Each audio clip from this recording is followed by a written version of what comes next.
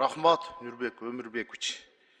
Мен суроо мындай да, бизде жанакы этникалык кыргыздарга жеңилдетилген багытта кайрылман деген программа кирген. Туурабы?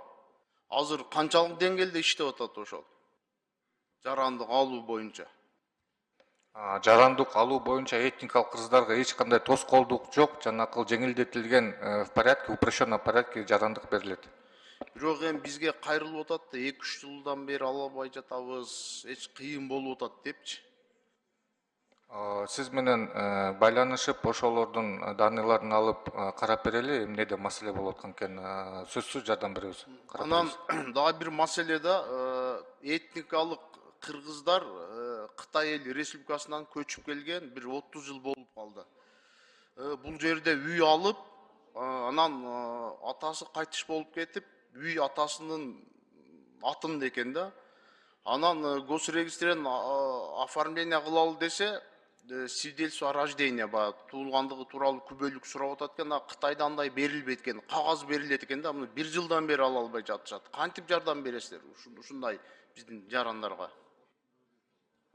Госрегистр менен биргеликте карап көрөлүчү бул маселени. Анткени деген баягы биз паспорт жаатын карап аткандан кийин госрегистр менен чогуу бул маселени карап берип коебуз. Паспорт алган, право алган, 30 жылдан бери жашайт.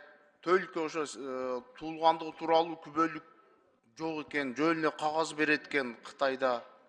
Ошону көрсөтсө да вообще болбой жатат да. Жардам беришибиз керек да, биздин жаран.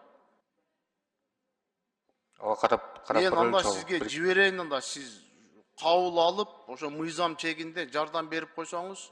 Жарайт. Сиз аты жөнүңүздү айтып койсоңуз.